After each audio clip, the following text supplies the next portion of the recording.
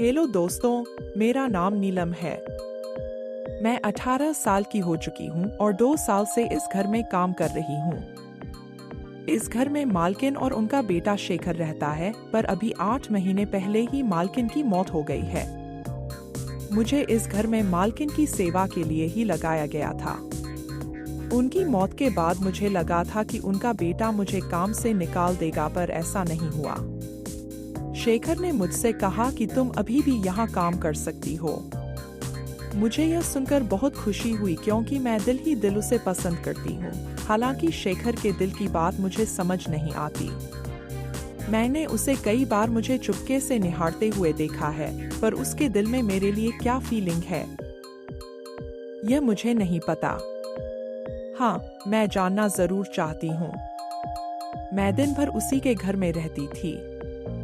वहाँ मेरे रहने के लिए एक छोटा सा कमरा भी था, जहाँ मैं रात में सो जाती थी। मैं मालकिन की मौत के बाद शेखर के करीब करीब रहने लगी थी। मैं जवान हो चुकी थी। मैं दिखने में बहुत सुंदर हूँ। मेरी भूरी भूरी आंखें, कसा हुआ शरीर, मोटे मोटे प्राकृतिक उभार, ये सब देख के किसी भी लड़के का मन मचल सकता है। मेरा बाहर कहीं कोई आना जाना भी नहीं था। मेरे सामने बस शेखर ही था। वह भी 20 साल का एक जवान लड़का बन चुका है। मैं उसे खुश करने का कोई भी मौका नहीं छोड़ती थी, पर ना जाने क्यों वह मुझसे दूरी बनाता। बातों बातों में मैं कभी उसका हाथ पकड़ लेती तो मेरा हाथ झटक देता था और मुझसे कहता कि तुम मुझसे दूर रहा करो। मैं प्यार से उसका दिल जीतना चाहती थी, इसीलिए उसके लिए तरह तरह के पकवान भी बनाती थी। पर मुझे समझ नहीं आता था कि मेरे अंदर कुछ कमी है या उसके अंदर कुछ कमी है, जिस वजह से वह मुझे अपने से दूर करता है। वो चोरी चोरी मुझे देखता है, पर जब मैं करीब जाने की कोशिश करती हूँ तो मुझे अलग कर देता है। लेकिन बहुत जल्द मुझे शेखर के करीब जाने का मौका मिल ही गया। उस दिन सुबह से ही तेज बारिश हो रही थी। बारिश की बूंदें मेरे दिल में अरमान जगा रही थीं। शेखर उस दिन काम के लिए बाहर भी नहीं जा पाया था और पूरे दिन घर पर ही था। जैसे ही सोने का टाइम आया, मैंने कहा, शेखर, मुझे आज बहुत डर लग रहा है। आज का मौसम तो कयामत डाल रहा है। अगर तुम बुरा ना मानो तो क्या मैं तुम्हारे कमरे में सो जाऊं? यह सुनकर उसकी आंखें बड़ी बड़ी हो गई और ना जाने क्या मन ही मन सोचने लगा था। ऐसा लग रहा था कि वह चाहता भी है कि मैं उसके कमरे में सोऊं, पर वह कह भी नहीं पा रहा था। उसका यह भाव देखकर मैं काफी चिंतित हो गई थी कि कहीं शेखर मुझे इसलिए तो अपने आप से दूर नहीं रखता, क्योंकि मैं गरीब घर की लड़की हूं और मेरे मम्मी पापा मेहनत मजदूरी करते हैं। मेरी माँ ने मुझे बचपन से ही काम पर लगा दिया था, क्योंकि स्कूल भेजने लायक हमारे पास पैसे ही नहीं थे। मैं बिना किसी मकसद के अपनी जिंदगी जिए जा रही थी। मैं हमेशा मालकिन के घर ही रहती थी।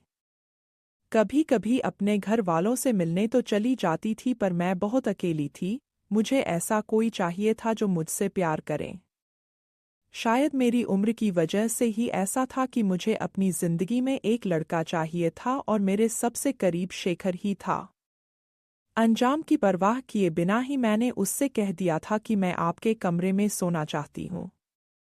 मेरे मन में तो यह था कि मैं अपनी पूरी रात उसकी बाहों में गुजारूं, पर ऐसा मुमकिन नहीं था। शेखर काफी देर सोचने के बाद बोला, अच्छा ठीक है, यहीं सो जाओ। मैं अंदर आई तो यही सोच रही थी कि मैं कहाँ सोऊं। नीचे बिस्तर लगाकर सोऊं या उसके साथ बेड पर सोऊं। मैं शेखर की तरफ देखने लगी। उसने मुझसे कहा कि तुम चाहो तो बेड पर सो जाओ, बस मुझसे दूरी बनाकर रखना, या फिर चाहो तो नीचे भी सो सकती हो। शेखर तो मुझे शराफत दिखा रहा था, पर मुझे उसके करीब ही सोना था, तो मैं बेड पर ही सो गई। बारिश की वजह से काफी ठंड लग रही थी, ऊपर से पंखा भी चल रहा था। शेखर एक चादर ओढ़कर किनारे पर सो गया था। मैं ठंड से कांपने लगी और फिर अचानक बिना सोचे समझे शेखर के चादर के नीचे आ गई और इंतजार करने लगी कि शेखर क्या करता है। पर वह तो अपनी जगह से हिल भी नहीं रहा था। अचानक मैंने सटकर उसका हाथ पकड़ लिया और कहा, शेखर मुझे बहुत ठंड लग रही है। बस इतना कहकर मैं उसके ऊपर चढ़ गई। मुझे इस हाल में देखकर उसकी आंखें बड़ी बड़ी हो गई थी पर उसकी सांसें तेज तेज चलने लगी थी। चलती भी कैसे नहीं। मैं एक जवान और बेहद खूबसूरत लड़की हूं जो कि उसके इतने करीब थी। मैंने कहा, मुझसे रहा नहीं जाता शेखर। मैं बहुत अकेली हूं, तुम प्लीज मेरा अकेलापन आज रात के लिए दूर कर दो। मैं उसके बिल्कुल करीब आ गई और उसके होठों को चूमने लगी थी। अब वह भी बहकने लगा था पर उसके चेहरे में मुझे डर नजर आ रहा था। मैं उसके शर्ट के बटन खोलने लगी पर वह मुझे रोक रहा था, कहने लगा, नीलम प्लीज ऐसा मत करो। मैंने ललचाई आंखों से उसकी ओर देखा और पूछा, क्यों ना करूं शेखर। मैं उसकी तरह प्यार भरी नज़रों से देखने लगी और धीरे धीरे उसके बटन खोलने लगी थी। लेकिन जैसे ही मैंने उसके सारे कपड़े उतारे और उसे देखा तो मेरी चीख निकल गई। मैं डर के मारे बिल्कुल थर थर कांपने लगी थी। मुझे जरा भी इल्म नहीं था कि मैं ऐसा नजारा देखूंगी। मेरा चेहरा बिल्कुल लाल पड़ गया था। मैं एक पल भी वहां रुकना नहीं चाहती थी। मेरा दिल इतनी तेजी से धड़कने लगा था जैसे कि बाहर ही आ जाएगा। मेरी सांसें बहुत तेज हो गई थी और फिर मैं दौड़ती हुई उसके कमरे से बाहर निकल गई। मेन गेट खोलकर मैं बाहर निकल गई और बारिश में भीगती हुए दौड़ने लगी थी। मैं पागलों की तरह दौड़ी जा रही थी और वही नजारा मेरी आंखों के सामने घूम रहा था जो अभी मेरे साथ हुआ था। बारिश के पानी के साथ मेरी आंखों में भी आंसू आ गए थे। मैं शेखर को बहुत पसंद करने लगी थी। भागती हुई मैं अपने घर तक पहुंच गई। जैसे ही मेरी माँ ने दरवाज़ा खोला तो मुझे सामने खड़ा पाया। मुझे देखकर वह बिल्कुल विचलित हो गई थी। तभी मेरे पापा सामने आए और बोले, क्या बात है बेटा? इतनी रात को यूं दौड़ के क्यों आ रही है? सब ठीक तो है ना? मेरे पापा मेरे मम्मी को ही डांटने लगे कि जवान लड़की है, तुझे कितनी बार कहा था कि उस जवान लड़के के साथ घर पर काम मत करवा, कुछ ऊंच नीच हो जाएगा, पर तूने मेरी एक भी नहीं सुनी और आज देख कैसे वह भागकर घर आई है। तभी मैंने ध्यान दिया कि मेरी शर्ट का बटन भी ठीक से नहीं लगा था। मेरे बाल भी बिल्कुल बिखरे हुए थे। कोई भी देखेगा तो यही सोचेगा कि मेरे साथ कुछ गलत हुआ है। मेरी मम्मी ने मुझे घर के अंदर ले लिया और जोर जोर से रोने लगी थी, बोली, यह क्या हो गया? मैं उन लोगों को कुछ कह भी नहीं पा रही थी। थोड़ी देर बाद अपने आप को संभालने के बाद मैंने कहा, मेरे साथ आज की रात। जब मैं 16 साल की थी तब से ही मेरी माँ ने इस घर पर मुझे काम पर लगा दिया था, क्योंकि घर की मालकिन बहुत बीमार थी। उस वक्त शेखर करीब 18 साल का था। मैं धीरे धीरे जवान हो रही थी। मालकिन के बेटे को देखकर मेरा मन मचलता था पर वह मेरी ओर कभी भी आंख उठाकर नहीं देखता था और हमेशा अपने काम में ही लगा रहता था। काम करते करते मुझे पता चला कि घर में एक बेसमेंट थी। शेखर अपना काम खत्म करके घर आता और फिर बेसमेंट में चला जाता था। वो घंटों वहीं पर बैठा रहता था। बेसमेंट से अजीबोगरीब आवाज आती थी और कुछ धुआं धुआं सा लगता था। पहले मुझे यही लगता था कि शेखर नीचे बैठकर नशा करता है, पर जब वह मेरे पास आता तो उसे देखकर ऐसा नहीं लगता था कि वह कोई नशा किया हुआ है। वह बिल्कुल स्वाभाविक लगता था पर बहुत ही परेशान सा लगता था। मैं हर वक्त उसके ऊपर नज़र बनाए रखती थी, क्योंकि मुझे वह पसंद था। एक दिन मालकिन सो गई थी और शेखर बेसमेंट में था। उस मौके का फ़ायदा उठाकर मैं भी बेसमेंट के अंदर चली गई थी। मैं वहां खड़ी थी तो देखा शेखर बिना शर्ट के कमरे में पता नहीं क्या कर रहा था। उसकी पीठ मेरी तरफ थी। मैं उसकी बॉडी को देख रही थी। अचानक से मैं उसके करीब चली गई और उसके पीठ पर हाथ रख दिया। शेखर बिल्कुल भड़क गया और मुझे डांटने लगा, तुम यहाँ क्या कर रही हो? जाओ यहाँ से। फिर उसने अपने जिस्म को तुरंत ढक लिया और मैं उसके जिस्म को देख ही नहीं पाई थी। शर्ट पहनने के बाद में वो मेरी तरफ मुड़ा और कहा, तुम यहाँ क्या कर रही हो? और तुमने मुझे हाथ क्यों लगाया? वो बहुत गुस्से से कह रहा था पर उसकी आंखों में मुझे प्यार नजर आ रहा था। मैं तुरंत उसके करीब चली गई थी और उसके होठों पर किस कर दिया और बोला, तुम्हें मिस कर रही थी इसलिए देखने आई हूँ। मेरे अचानक इस हमले से वह घबरा गया और बोला, यह सब क्या है? पर उसकी सांसें तेज हो गई थी। उसने मेरा हाथ पकड़ लिया और मुझे घसीटकर बाहर निकाल दिया और फिर बोला, नीलम दोबारा बेसमेंट के अंदर मत आना, और इतना कहकर उसने बेसमेंट का दरवाज़ा बंद कर दिया। मैं वहीं खड़ी खड़ी देखती रह गई। मुझे जरा भी समझ नहीं आया कि आखिर हुआ क्या। जब शेखर आया तो मैं आंखें फाड़े उसकी ओर देख रही थी कि आखिर मुझे बेसमेंट से यूं क्यों निकाल दिया। उसकी आंखों में मुझे एक अफसोस नजर आ रहा था। उसने मुझे अपने पास बुलाया और कहा, देखो यह सब ठीक नहीं है, तुम मुझसे दूर रहा करो। उसके बाद से ही शेखर जब भी मुझे देखता तो ऐसा लगता कि मुझे चाहता है, पर ना जाने क्यों मुझे अपने करीब नहीं आने देता। गांव में हमारी अपनी जमीन है, जमीन एकदम कम थी। इसी वजह से पापा गांव छोड़कर शहर आ गए थे। पापा मजदूरी करने लगे थे और मेरी माँ लोगों के घर में काम करती थी। आर्थिक हालत सुधारने के लिए मेरी माँ ने मुझे काम पर लगाया था। यहाँ पर मुझे रहने खाने के अलावा 500 मिलते थे। शायद हम गरीब हैं, इसी वजह से शेखर मुझे अपने आप से दूर करता है। पर कहते हैं ना कि जब भी हमें कोई काम करने से मना किया जाता है तो हमें वही काम करने का मन करता है। मुझे जब भी मौका मिलता मैं बेसमेंट में जाकर झांकती थी। अगर शेखर देख लेता तो मुझे बहुत डांटता था।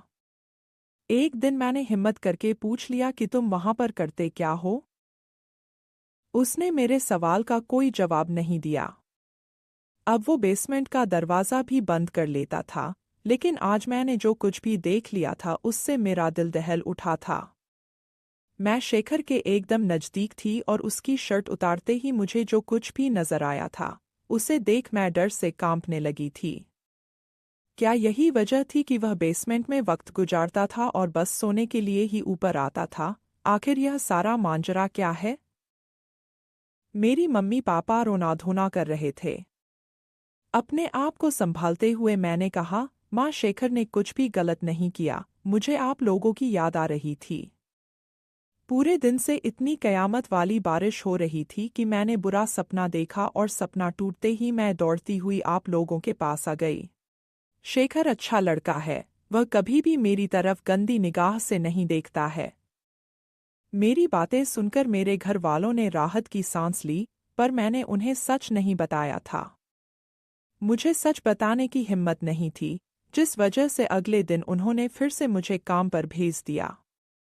मैं सुबह काम पर आई तो देखा शेखर घर पर ही था। शायद वह मेरा इंतजार कर रहा था। मैंने उससे कोई भी बात किए बिना सीधा घर का काम करने लगी। शेखर मेरे आगे पीछे घूम रहा था। उसने सोचा था कि मैं उससे कोई सवाल पूछूंगी, पर मैंने कोई सवाल नहीं पूछा। मुझे उससे नफरत सी हो गई थी। शाम तक वह मेरे आगे पीछे ही घूमता रहा। जब मैंने अपना सारा काम खत्म कर लिया तो अचानक उसने मेरा हाथ पकड़ लिया। उसने कहा, मैं तुम्हें सब बताऊंगा, तुम बस बैठ जाओ। मैं उसकी तरफ देखने लगी थी। मैं उसे पसंद करने लगी थी, पर कल रात के बाद मेरा दिल टूट चुका था। अब शेखर बोलने लगा। उसने कहा, जब मैं 16 साल का हुआ था तो गलत संगत में पड़ गया था। अपने दोस्त के साथ गलत जगह पर जाने लगा था और वहां औरतों के साथ रात गुजारता था। मेरे पापा नहीं थे और मेरी माँ बहुत बीमार रहती थी, तो मुझे रोकने टोकने वाला कोई नहीं था। मैं जवानी के जोश में अलग अलग लड़कियों के साथ रिश्ता बनाता था। मेरे क्लास की एक लड़की थी जो कि बहुत खूबसूरत थी। मैं और मेरे दोस्त उस लड़की को हासिल करना चाहते थे और हमें मौका भी मिल गया था। हमने उसे जबरदस्ती उठा लिया था और फिर उसे एक झोपड़े में लेकर आ गए थे। हम सबने मिलकर बारी बारी से उसके साथ गलत काम किया। वह बहुत रोई थी, गिड़गिड़ाई थी कि मुझे छोड़ दो, पर हमने उस पर दया नहीं की। हमने उसकी कुछ गंदी वीडियो भी बना ली थी और कहा था कि अगर किसी को बताओगी तो यह वीडियो सबको दिखा देंगे। रोती हुई उस लड़की ने मुझे श्राप दिया था कि भगवान तुम्हें इसकी ऐसी सजा देगा कि तुम सोच भी नहीं सकते। हमने उसकी बात को हंसकर टाल दिया था, लेकिन जब मैं घर आया तो मेरे पेट की चमड़ी में बहुत जलन होने लगी थी।